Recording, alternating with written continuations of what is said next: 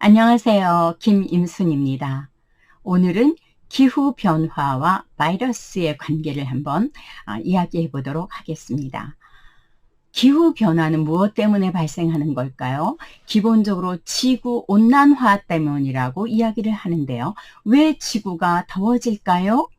그리고 그것 때문에 생기는 우리 주위의 변화는 어떤 것들이 있을까요?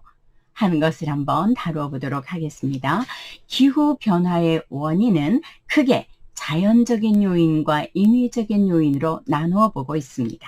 그래서 자연적인 요인으로 분류되는 것은 화산이 분출한다든가 해수의 순환 변화가 나타날 때 생기는 이런 부분이라고 본다면, 인위적인 요인이라고 하는 것은 사람들의 삶에 의해서 간섭이 일어나면서 뭔가 영향이 생기는데 그것이 부정적인 영향으로 나타난다라는 것을 이야기하고 있는 것이죠. 첫 번째가 인구 증가인데요. 과거에는 그렇게 많은 인구가 지구상에 살지 않았습니다. 그러나 이제 77억 명이 넘었어요. 그 얘기는 뭐냐면 사람들이 이용하고 버려지고 하는 물질의 순환에서 지구가 가지고 있는 자정작용의 한계를 벗어났다라는 것입니다. 그렇다면 지구의 자정작용이 잘 돌아갈 수 있도록 하기에 적당한 인구는 몇 명일까요? 일부 학자들은 5억 명 정도가 적당하다 하고요. 어떤 학자들의 연구 결과를 보면 신재생 에너지라든가 친환경 라이프 사이클을 가지면 15억 명 정도가 가능하다라고 이야기합니다. 그런데 지금 77억 명이 넘었다라는 것이죠. 그러니까 당연히 어떤 문제가 발생하는데 어떤 형태로 나타나는 것일까라는 것입니다. 즉, 지구의 자정작용을 초과하는 삶의 방식을 살고 있다는 것도 중요한 요소가 되는 것이고요. 그렇게 본다면 두 번째 요인은 산업화라고 볼 수가 있습니다. 산업혁명 이전에는 우리는 대부분 많은 물자를 가지고 있지 않았죠. 목화를 키워서 면을 만들었고요. 누에를 키워서 비단을 만들었습니다. 그런 삶의 방식에서는 물질이 풍요로울 수가 없었어요. 그렇다고 본다면 산업혁명 이후에 여러 가지 합성 물질이라든가 여러 가지 제조 기술이라든가 방법 때문에 대량 생산이 가능해졌죠. 그러면서 사람들은 유토피아를 꿈꾸었습니다. 대량 생산이 이루어져서 물적인 성장, 양적인 팽창이 일어나게 되면서 유토피아를 꿈꾸게 되었다는 것이죠. 그런데 지금 현재 사람들은 지금의 이 상황을 디스토피아라고 이야기합니다. 이것은 무엇일까요? 우리가 원한 방향이 아닌 반대 방향으로 오고 있다라는 것은 어떤 것을 의미하는 것일까요? 자, 이렇게 산업혁명으로 인해서 기계가 발달하고 기술이 발달하고 의학이 발달하면서 사람들은 점점 증가하게 되고 새롭게 만들어진 합성된 물질들 때문에 대량 생산, 대량 유통, 대량 소비, 대량 폐기가 되면서 그것 때문에 물질의 순환이 제대로 이루어지지 않고 있다라는 것과 동시에 환경 오염과 에너지 사용의 증가가 매우 중요한 요소라는 것을 알 수가 있습니다. 즉, 자연이 가지고 있는 물질의 순환 사이클이 있는데 이것을 넘어선다라는 것을 이야기하고 있어요. 그러면서 쓰레기, 우리가 쓰고 버려지는 것들이 어딘가에 적체되기 시작하고 새롭게 합성된 물질들이 물질의 순환에서 벗어나서 어떤 이상한 상황을 만들어내고 있다는 것을 이야기합니다. 자, 그러면 기후 변화의 원인을 인구 증가와 산업화라고 얘기했는데 또 하나가 산림의 황폐화입니다. 사람들이 에너지로 사용하기 시작한 것이 나무였었죠. 연료로 겨울에 나무로 에너지를 얻었습니다. 우리나라에도 민둥산이 된 경험이 있었습니다. 자, 나무가 꼭 에너지에만 필요한 것은 아니었는데 어쨌든 민둥산이 되면서 우리나라 같은 경우는 식목일을 정하고 나무를 심고 하면서 그런 상태는 벗어났지만 아직도 세계적으로 본다면 지나치게 나무를 많이 사용했거나 개발을 위해서 나무를 태우거나 화전이죠. 태우거나 나무를 이용하면서 산림이 점점 줄어들었다라는 것도 아주 중요한 요소라고 볼 수가 있어요. 나무들이 어떤 역할을 하나요? 정말 다양하게 쓰이지만 가장 중요한 것은 산소 공급입니다. 자, 우리는 지금 이 순간에도 호흡을 하고 있어요. 우리가 호흡한다는 건 뭐죠? 산소를 들이마시고 이산화탄소를 발생시키는 겁니다. 깜깜한 밤에 나무들도 호흡을 해요. 어떻게 해요? 산소를 받아들이고 이산화탄소를 배출한다니까요. 그러면 산소는 점점 줄어들 텐데 어떻게 하나요? 그것을 나무가 하고 있잖아요. 나무들은 이산화탄소를 기본으로 해서 산소를 내뿜고 그리고 식물들을 자라게 하고 우리에게 필요한 열매들을 맺게 한단 말이에요.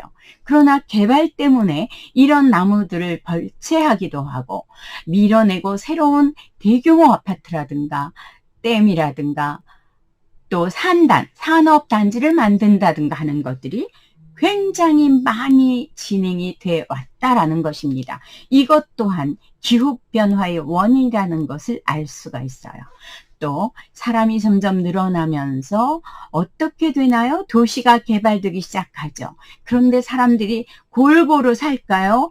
해발 50m, 70m, 100m, 2000m에 사는 사람들은 거의 없다라고 볼 수가 있어요. 사람들이 처음에 정착할 때 대개 어디에 정착하는가 생각해 볼까요?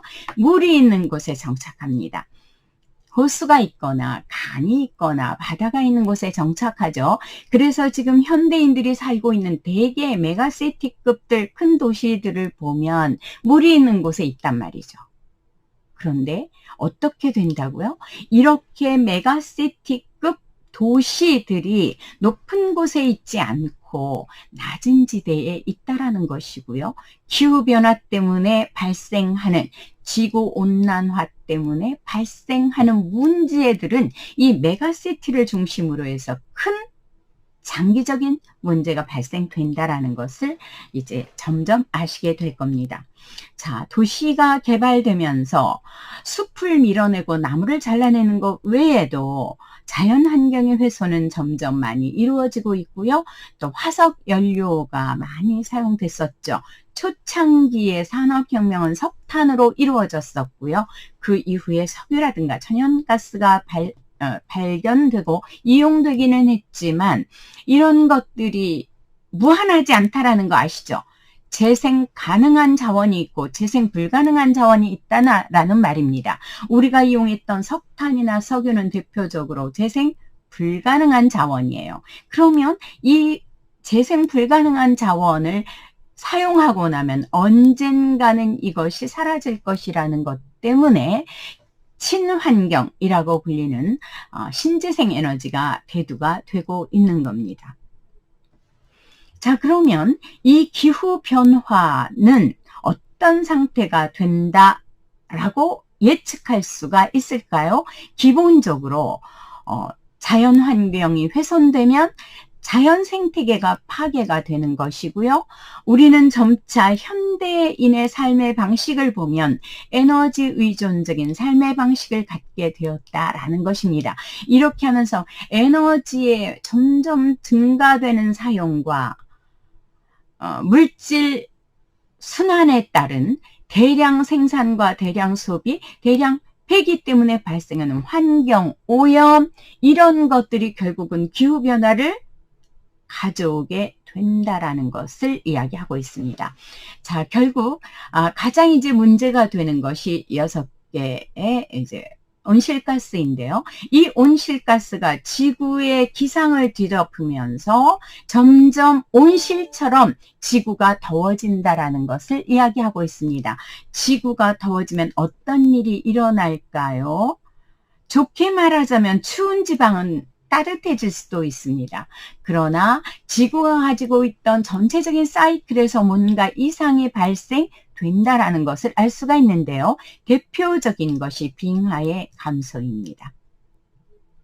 여러분들은 여태까지 여러 가지 방식을 통해서 빙하가 감소되고 있는 그런 장면을 많이 보았을 텐데요.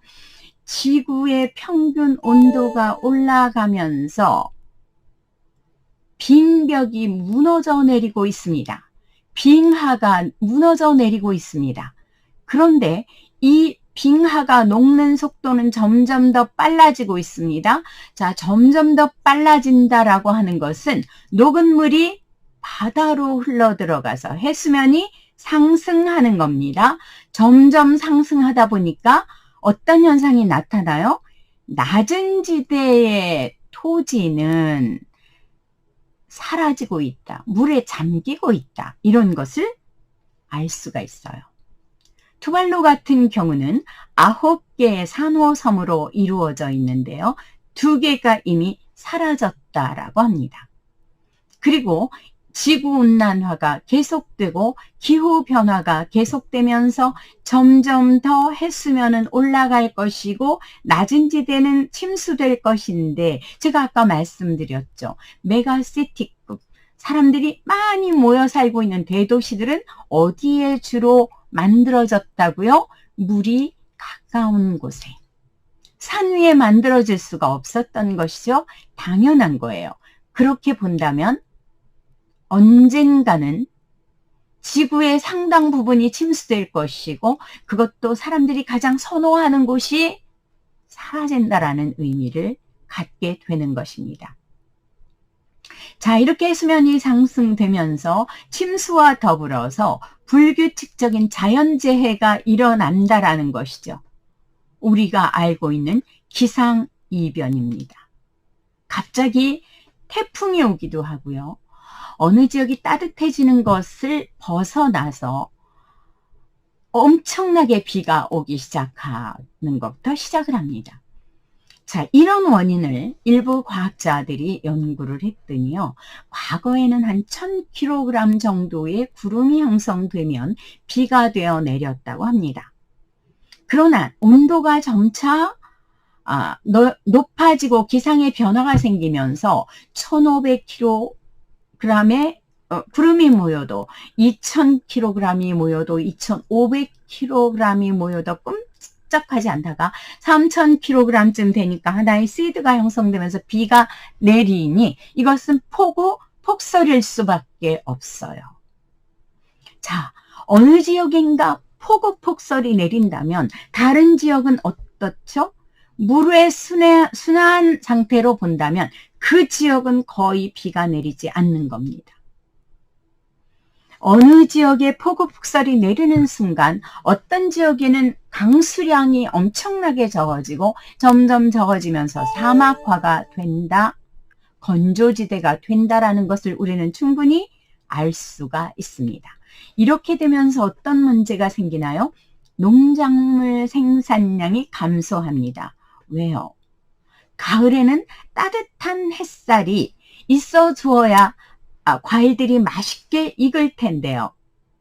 엄청나게 비가 내리거나 비가 많이 내려서 농작물이 잘 자라야 하는 시기에 전혀 비가 오지 않는다면 농작물 생산량은 현저하게 감소될 것입니다. 농작물이 감소된다라는 것은 어떤 의미일까요? 인구는 증가하는데요. 그래서 멜서스의 인구론에서는 이렇게 표현을 하고 있습니다. 인구 증가만큼 식량 생산은 되지 않는다. 그죠? 그러면 식량 전쟁이 날 겁니다. 그러나 과학은 또 다른 영역을 개발하고는 있습니다. 유전자 조작 식품이죠. 그러나 이것은 부정적인 영향도 있다라는 것 때문에 일단 논외로 하고 다른 시간에 다루어 보도록 하겠습니다. 그러면 식량 부족 사태가 되면요. 식량을 확보한 나라들은 점점 부자가 될 겁니다. 왜요? 농산물의 가격은 올라갈 거니까요. 그리고 선진국이 아닌 후진국에서는 식량을 수입할 만한 돈이 충분하지 않을 겁니다.